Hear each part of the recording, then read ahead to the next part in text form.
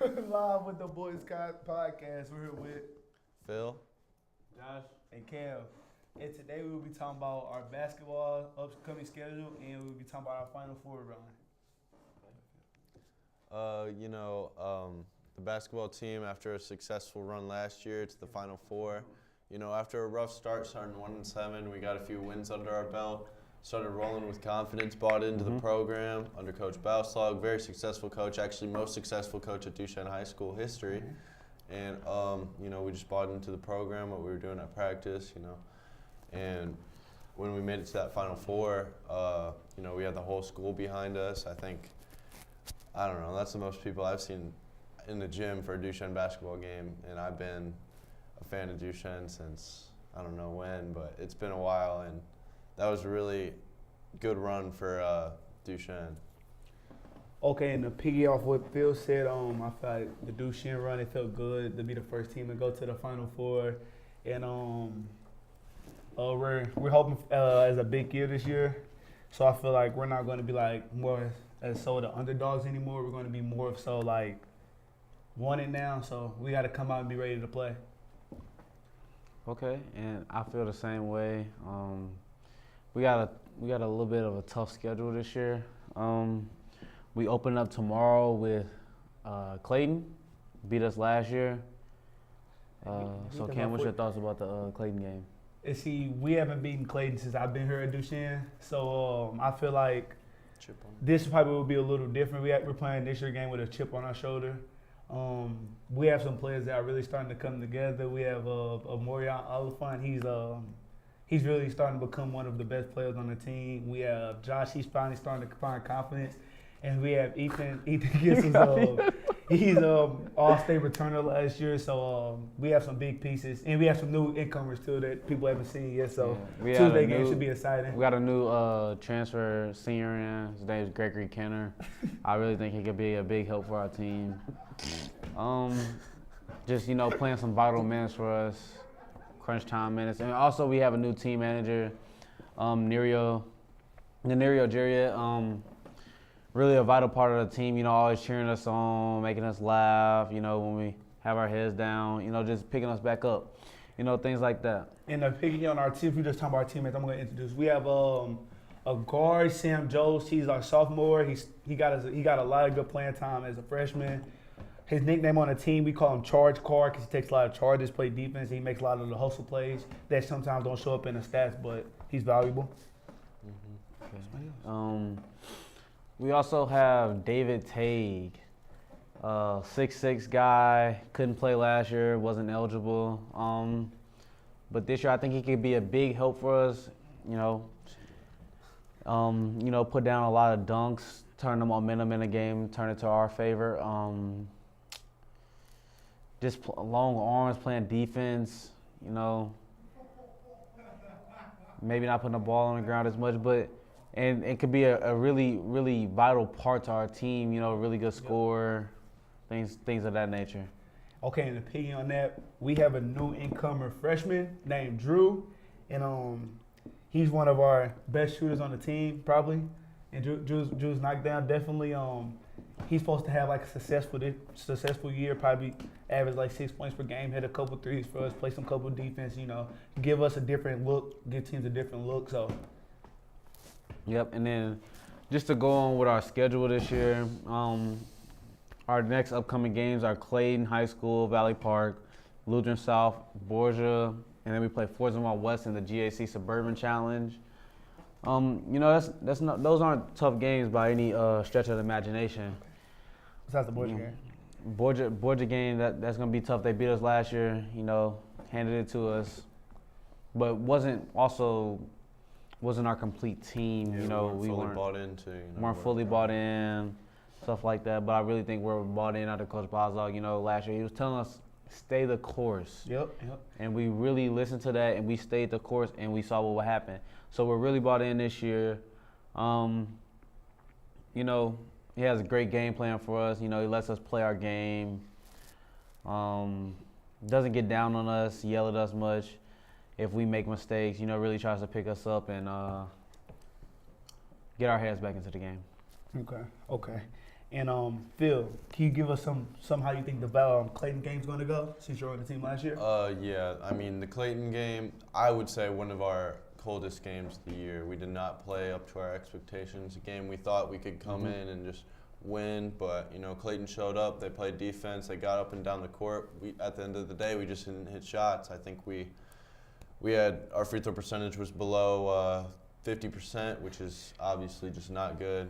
Something you don't want to have going on, especially if you want to win a basketball game. But I think this year, coming into it with a different mentality, players, football players, we know what it takes to win, and now, we're bought into that program. At practice, we're bought in, and really just putting out our max effort and a winning effort. Okay, and how do you feel about the game going to go this year? We play them tomorrow. I think it'll be a good game. They've been practicing for a little bit longer than us. We had our long football run. A lot of our players, 2-sport athletes, 3-sport athletes, in those football practices didn't get time to get some shots up and down the court, get some dribbling shots in. They didn't have time for practice much, but I think we are the better team. It's just going to be at the end of the day, can we execute, hit shots that we need to, play defense. They have one player, Ethan.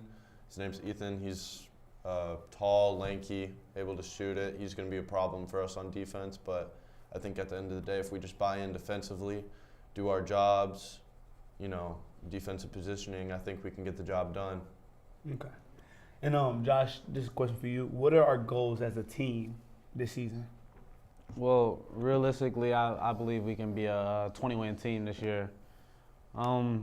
I think our goals are also obviously just take it one day by day also, but not looking too far ahead. But I really can see us in the Final Four back in that position that we were in last year. We returned 4 of our 5 starters. And we also add a lot more new pieces that could be really valuable to the team. So, our 20-win team, Final Four, district champs, conference champs, stuff like that. Okay. And speaking on our district champs, you've seen our district. How tough is it going to be this year to make it out? If you get a chance. I really think, we have a high chance to making it out. Luther North is a big competitor in that district. We played them over the summer, and we didn't have 2 of our other starters that we usually have. That are big pieces for us. And we almost beat them without our starters with their whole team. So, I mean, we have a whole team, and we're bonding and gelling like last year. No telling what could happen. Mm-hmm. And sort of to piggyback off what they've been saying about a possible playoff run for Duchesne, last year we came into the playoffs, being the hunter. We were the underdog. Yeah, we might have been the highest seed in our district, but not many expected us to win, especially, going into Louisiana, playing there in that small town, whole town's there at the game. We were able to, shoot the lights out of the gym. And I feel like that game, we started off really high. I feel like that really showed our playoff run and how much we could be buying in, because we started off that playoff game on 15-0 run. We started on a 15-0 run. That was some crazy. And we never started on a 15-0 run before. And then our next game we played against Monroe City, that was probably the toughest, other than Charleston game. That was probably one of our toughest games that we have ever played in. Monroe City, they just the previous year before we played them, they came off a Final Four run, just like we're going to do this year. We're going to be the hunted this year. Last year we were trying to be the hunter. We were trying to chase down these big teams that have done it before. Now we've done it before. We've been there. Now we're trying to, complete the task, win it all, defend our run, and do it again. That Monroe City game was probably one of the loudest games I ever played in, Packers games I ever played in. What about you? Yeah, I also think that probably that and the Charleston game, really hectic in there, really hectic environment, but it was a really fun game for us. We fought through, we got down, but we got back together as a team. Hit some big late clutch shots, and ended up winning. And I feel like in the Monroe City game, it took us a little minute to get started in the first half. Slow start offense. It was a slow start for both teams. It was just really good defense being played. And then I feel like once both teams start seeing a couple shots go in, that's when the game started to go in a funner and better way. Yeah. And, the last play of the game, you know, we hit that layup to end the game. And I said in the huddle, I'm like, Nathan's going to hit this game-winning layup. This play was made for him. And, I remember. You know, Nathan can't return this year, senior last year, but, I mean, if we had him again, you know, that would be a huge piece. But I think we got the replacement pieces to do it. And like I said, you know, just being in that huddle, closing seconds of the game, down by 1, you know, I was like, I knew we were going to win that game. I knew he was going to hit that shot. And I just knew, like, he was going to get it done. And we were going to leave that gym victorious. I just knew that. Okay. And the team, I think, that also kind of gave us trouble in the playoffs was the Cold Camp game. And I feel like that was just like more of a different environment. It was real hot in the gym, but they gave us a good game, and I feel like our players weren't feeling up to their best also. And we're not making excuses right now, Josh. But I feel like that was one of our toughest games that we had to play in the playoffs. We had to battle through adversity here and there. But I feel like that game really came down to Ethan and Amorion. They had some big shots for us, and they really helped us pull away from them in the final minutes. Like we said, you know, Ethan Kissel, all-state returner last year, you know, Cold Camp game.